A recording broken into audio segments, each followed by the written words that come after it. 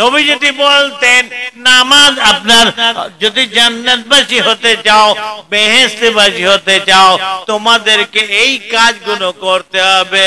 কোন কাজ? রোজ সকালবেলা উঠে 10 প্লেট ভাত খেতে হবে, দুপুর বেলাতে 15 প্লেট ভাত খেতে হবে, রাত্রিতে 20 প্লেট ভাত খেতে হবে।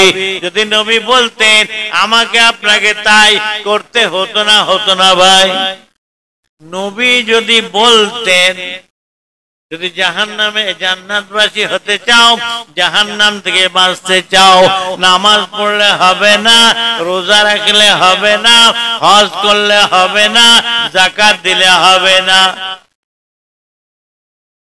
নবী বলেছেন বাবা যদি জান্নাতে যেতে চাও, বেহেশতে যেতে চাও, তোমাদের নামাজ পড়তে হবে, রোজা রাখতে হবে, হজ করতে হবে, যাকাত দিতে হবে, চুরি করা চলবে না, ডাকাতি করা চলবে না, মদ খাওয়া চলবে না ইত্যাদি।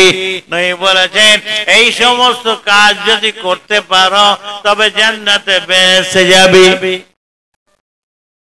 তাই আমরা করি জাহান্নাম থেকে যা বাঁচার জন্য, জান্নাতবাসী হওয়ার জন্য নামাজ পড়ি, রোজা রাখি, হজ করি, যাকাত দিই ইত্যাদি। কথা ঠিক না বেঠিক?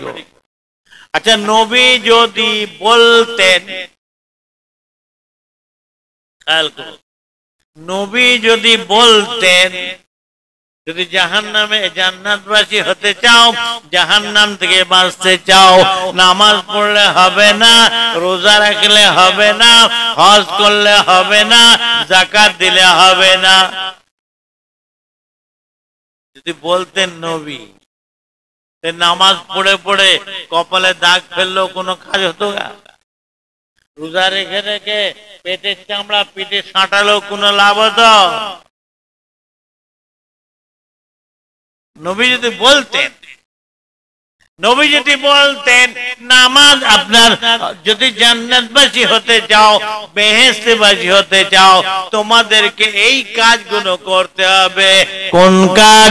রোজ সকালবেলা উঠে 10 প্লেট ভাত খেতে হবে, দুপুর বেলাতে 15 প্লেট ভাত খেতে হবে, রাত্রিতে 20 প্লেট ভাত খেতে হবে।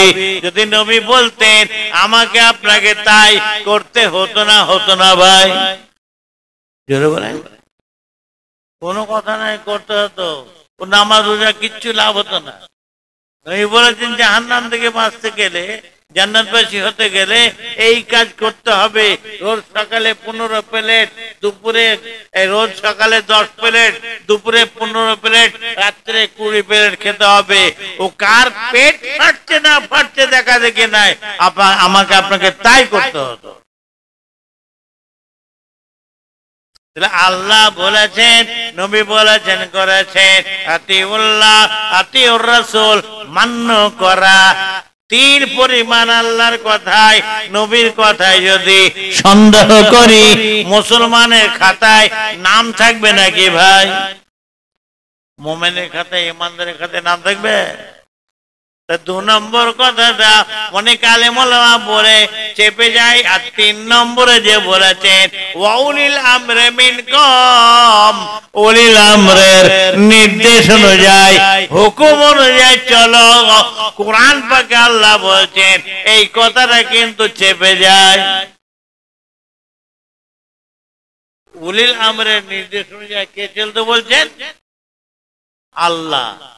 উলিল আমরের নির্দেশ অনুযায়ী চলা মানে, আল্লাহর নির্দেশ অনুযায়ী চলা মানে, উলিল আমরের হুকুম অনুযায়ী চলা মানে আল্লাহর হুকুম অনুযায়ী চলা হবে। তার হুকুম মান্য করা মানে আল্লাহর হুকুম মান্য করা হবে। তার হুকুম পালন করা মানে আল্লাহর হুকুম পালন করা হবে।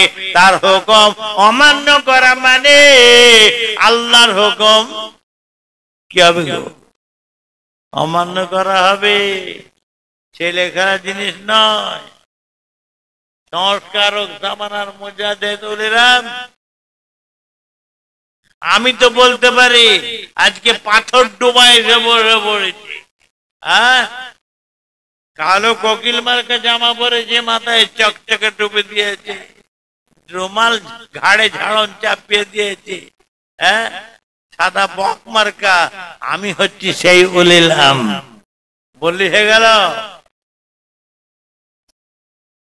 তার পরিচয় নিদর্শন আছে কোরআন পাক হাদিস পাক অনুযায়ী। বাংলা শাম উভয় বাংলার লক্ষ লক্ষ আলেম এক বাক্যে স্বীকার করলেন, মেনে নিলেন। তিনি কে? তিনি অন্য কেউ নন, তিনি হচ্ছেন আমার আপনার মুজাদ্দিদে জামান হযরতে আবু বকর সিদ্দিকী পুরপুরাবি রাহমাতুল্লাহ আলাইহি। জোরে বলা যাবে না? আর জোরে বলা যাবে না?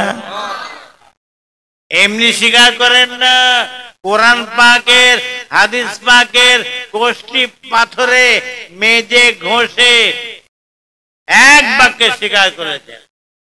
কোরআন পাক হাদিস পাকে ছাঁচে ফেলে এক বাক্যে স্বীকার করেছেন, তিনি হচ্ছে আমার আপনার মুজাদ্দিদে জামান হযরতে আবু বকর সিদ্দিকী পুরপুরাবি রাহমাতুল্লাহ আলাইহি। জোরে বলা যাবে না? উনি বিরাট আলেম। কত বড় রে? জাহাজ মার্কা না ইবলিস শয়তানের থেকে বড় আলেম?